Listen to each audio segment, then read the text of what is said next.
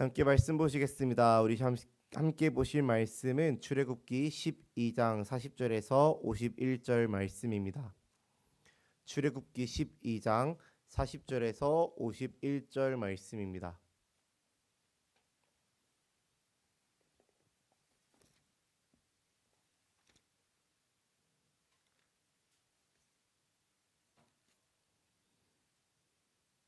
네, 출애굽기 12장 40절에서 51절 말씀 저희 한 목소리로 함께 읽도록 하겠습니다. 함께 읽습니다. 이스라엘 자손이 애굽에 거주한 지 430년이라 430년이 끝나는 그 날에 여호와의 군대가 다 애굽 땅에서 나왔은즉 이 밤은 그들을 애굽 땅에서 인도하여 내심으로 말미암아 여호와 앞에 지킬 것이니 이는 여호와의 밤이라 이스라엘 자손이 다 대대로 지킬 것이니라. 께서 모세와 아론에게 이르시되 유월절 규례는 이러하니라.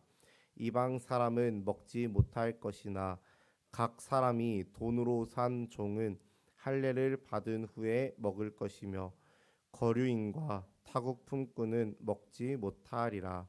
한 집에서 먹되 그 고기를 조금도 집 밖으로 내지 말고 뼈도 꺾지 말지며 이스라엘 회중이 다 이것을 지킬지니라.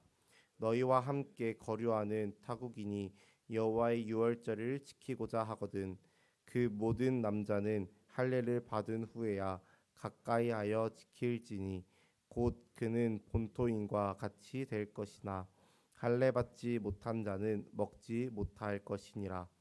본토인에게나 너희 중에 거류하는 이방인에게 이 법이 동일하니라 하셨으므로 온 이스라엘 자손이 이와 같이 행하되 여호와께서 모세와 아론에게 명령하신 대로 행하였으며 바로 그 날에 여호와께서 이스라엘 자손을 그 무리대로 애굽 땅에서 인도하여 내셨더라.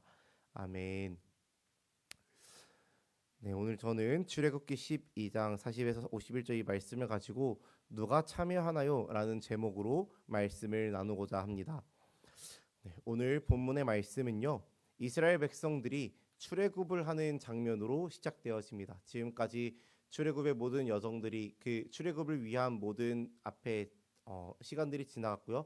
이제는 정말 그 출애굽하는 밤이 되어져서 이 밤 이스라엘 백성들이 탈출하는 장면으로 시작되어집니다. 우리 먼저 오늘 본문 말씀 40절에서 42절 말씀 다시 한 번 더 함께 읽어볼까요? 40절에서 42절 말씀 함께 읽습니다. 시작.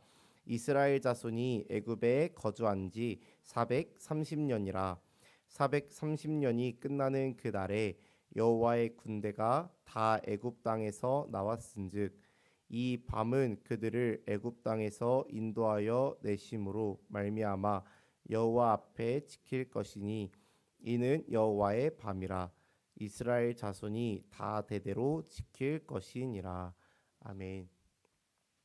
이제 우리가 너무나도 잘 알고 있듯이 요셉이 애굽의 총리로 있던 시절 이제 야곱과 그리고 이제 요셉의 형제들 총 11형제들에서 요셉을 포함해서 총 12그 형제들의 그 가족들이 애굽에 내려와 거주하게 되어집니다. 그로부터 이제 430년이 지난 이 시점에서 출애굽이 이루어지게 된 것인데요. 하나님의 인도하심으로 애굽 땅에서 나오게 되었고 이 하나님이 명령하시길 그들이 출애굽한 이 밤을 자손 대대로 지킬 것에 대하여서 이 앞에 말씀에서 이야기하고 계시는 것입니다. 그리고 이어진 말씀에서 이제 이 42절 이후의 말씀에서 어떠한 말씀이 등장하냐면요. 이들이 지켜야 할 유월절에 대하여서 말씀이 등장하게 됩니다. 출애굽기 12장 1절부터 14절에서 이들이 이 유월절을 어떻게 지켜야 하는지에 대해서 앞서서 이야기하셨다면은 오늘 본문이 포함되어진 이 43절부터 51절에는 이 유월절 절기에 누가 참여할 수 있느냐, 이 유월절 절기에 참여할 수 있는 그 조건에 대하여서 이야기하고 있는 것을 볼 수 있습니다. 저희 오늘 본문 43절부터 45절 말씀을 먼저 다시 한 번만 더 읽어보도록 할까요? 43절에서 45절입니다. 함께 읽습니다. 시작. 여호와께서 모세와 아론에게 이르시되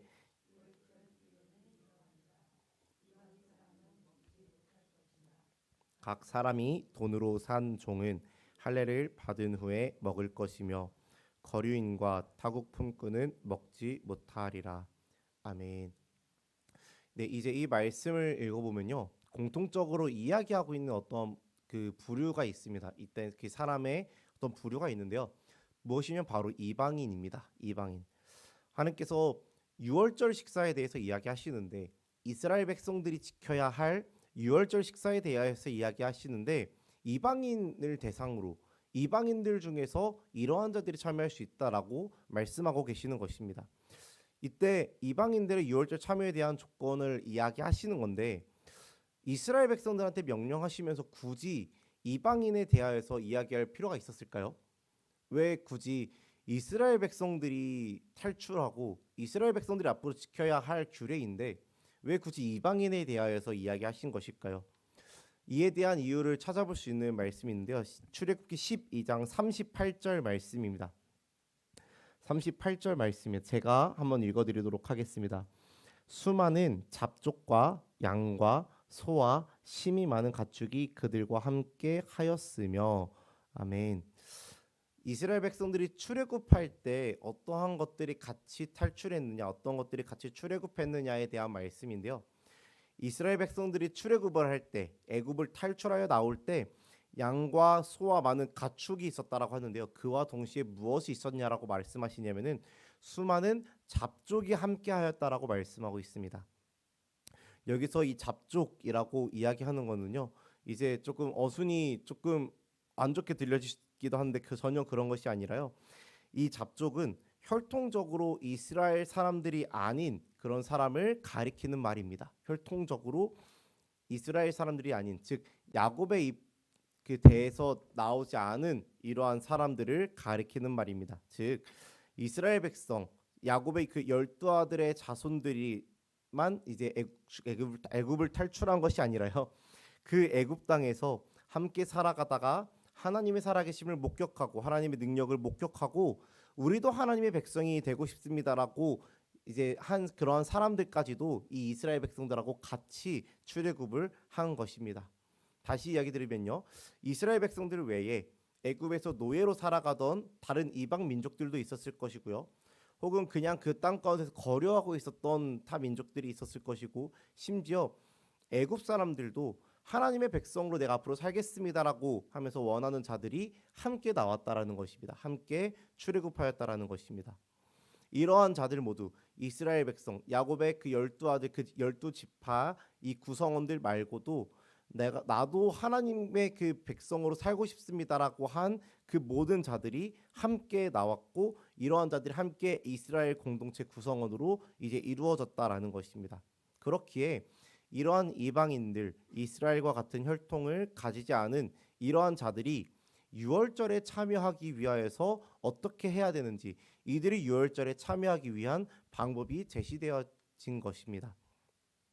그렇다면 이렇게 함께 나온 이방 민족들이 유월절에 참여할 수 있는 방법이 무엇이었을까요? 그 방법은 이제 48절 말씀에 나오게 되는데요. 우리 48절 말씀 함께 읽어보도록 하겠습니다. 48절 읽습니다. 시작.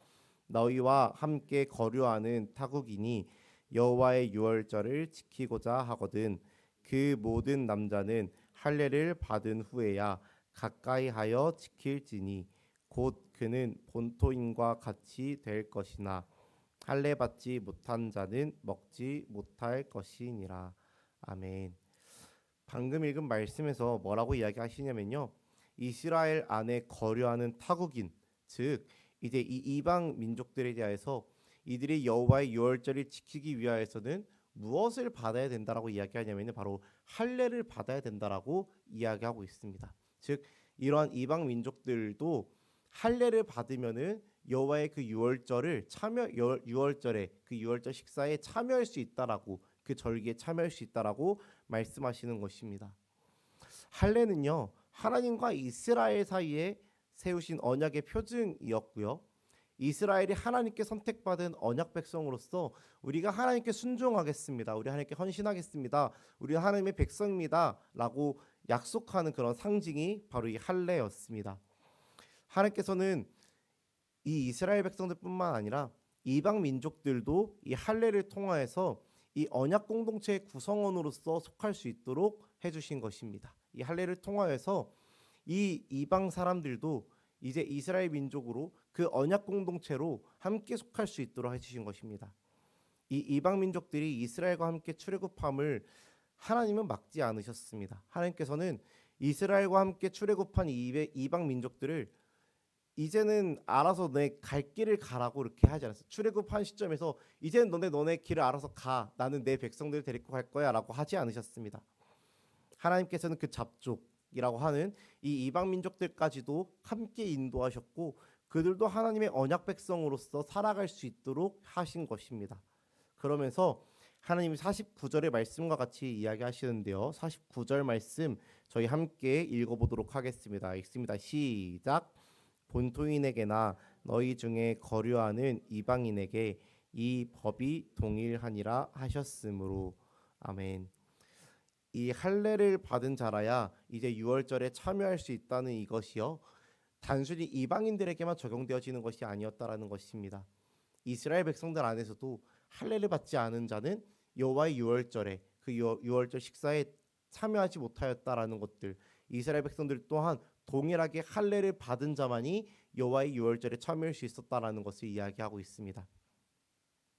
하나님은 차별하지 않으셨습니다. 하나님이 이방 민족이라고, 하나님이 선택한 백성이라고 하여서 그들을 차별하지 않으셨고요. 그들을 향한 그 구원을, 그들을 향한 어떤 구원의 계획들을 절대 이방 민족이라고 따로 준비해 두시거나 그들에게 다른 길들을 혹은 오직 이스라엘을 위한 구원의 길만을 준비하신 것이 아니었습니다. 하나님의 구원은 모든 자에게 열려 있었고요. 하나님은 구하고 찾는 모든 자에게 구원의 문을 열어두시며 하나님의 백성, 하나님의 자녀로 살아갈 수 있는 길을 열어두신 분이셨습니다. 이러한 하나님의 은혜와 그 사랑을 이 말씀을 통해서 우리가 보니 하나님의 은혜와 사랑을 우리가 늘 기억하시길 소망합니다. 그렇다면은 이러한 하나님, 그 모든 이방 민족들까지도 구원하시기로 결정하시고 그들에게 구원의 길을 열어두신 이 하나님의 이 말씀, 하나님의 마음을 우리가 보았는데, 그렇다면 우리는 이것들을 가지고 어떻게 살아가야 할까요? 이것으로 저는 두 가지를 조금 이야기하고 싶은데요. 첫 번째로는 이 앞선 말씀들을 가지고 우리가 생각해 봐야 될 첫 번째는 내가 할례 받은 자인지에 대해서 먼저 점검해 봐야 될 것입니다.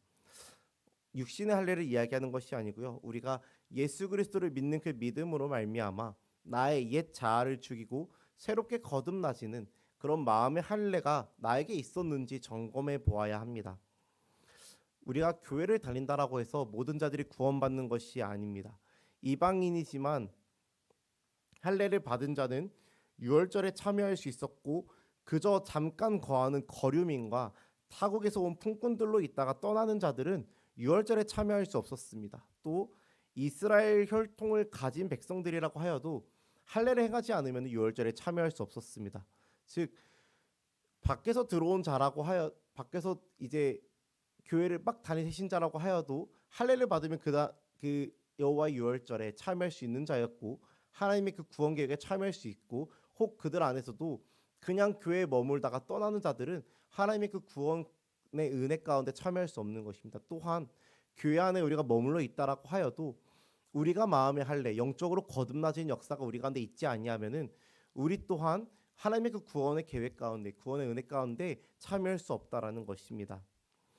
하나님께서 우리를 위하여 예비하신 그 잔치에, 그 구원 계획에 우리가 참여하기 위하여서 우리가 먼저 점검해 보아야 하는 것은 내가 예수 그리스도로 말미암아 새롭게 되어지는 그 경험이, 그 거듭남의 역사가 내 안에 있었냐라는 것입니다. 우리가 교회를 다니고 있지만 그리스도를 믿는 믿음으로 거듭나지 않으면 하나님의 구원의 은혜에 참여할 수 없습니다. 예수 그리스도 안에서 나의 옛 자아가 죽고 새롭게 되어지는 그런 거듭남의 역사가 우리 모든 성도님들의 삶 가운데 나타나길 간절히 소망합니다. 네, 앞선 말씀에서 이야기하고 싶은 두 번째는요, 영적으로 거듭나는 이러한 일이 모든 자에게 열려 있다라는 것입니다. 즉 이것을 통해 우리가 생각할 수 있는 것은 모든 자로 하여금 이 하나님의 천국 잔치에, 하나님의 이 구원 계획에, 여호와의 유월절 가운데 모든 자가 참여할 수 있도록 우리가 해야 된다라는 것입니다. 하나님이 원하시는 모습은요, 나와 혈통이 다르다고, 나와 다르다고, 나와 다른 신앙을 가지고, 나와 다른 환경을 가지고 있다라고 해서 배척하고, 너는 신앙이 없으니까 안 돼. 어 너는 믿음이 없으니까 안 돼. 너는 우리와 다르니까 안 돼. 너는 우리 교회가 아니니까 안 돼. 이렇게 하면서 거부하는 모습이 아니라요. 그 모든 자들로 하여금 하나님이 구원하시는 그 은혜에 참여하기를 원하시는 것이 바로 하나님의 원하시는 모습입니다. 즉 우리를 부르신 목적은요. 우리를 이 자리 가운데로 부르신 목적은 나로 하나님 안에 거하는 백성이 되게 하심도 있지만 세상으로 하여금 하나님의 백성으로 하나님의 구원하시는 은혜에 참여하도록 우리가 인도하라고 우리로 하여금 인도하도록 우리를 부르셨다라는 것입니다. 이 사실을 우리는 늘 기억하면서 살아가야 할 것입니다. 또한 이를 기억하면서 우리는 이 하나님의 은혜에 하나님이 구원하시고자 모든 자들로 하여금 그 구원의 길을 열어두신 이 하나님의 은혜를 우리는 전하는 삶을 살아야 할 것입니다. 우리의 삶 가운데 날마다 이렇게 전하는 하나님의 일을 감당하는 우리 모든 성도님들이 되시기를 간절히 소망하고 축복합니다.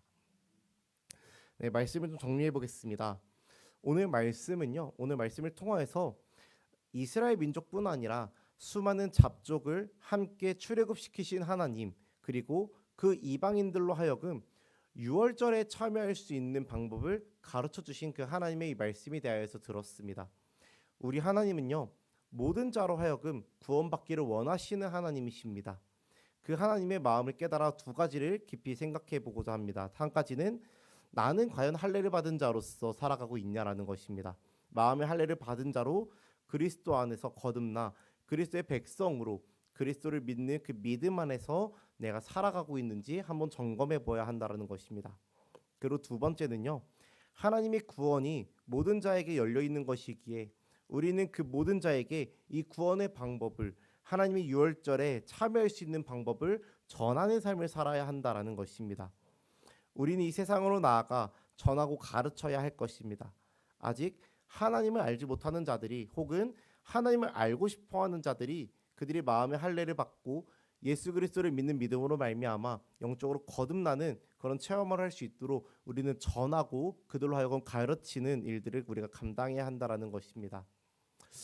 사랑하는 우리 모든 성도님들, 우리 성도님들께서 먼저 할례 받은 자로서 하나님의 백성으로의 그 삶을 살아내시기를 간절히 소망합니다.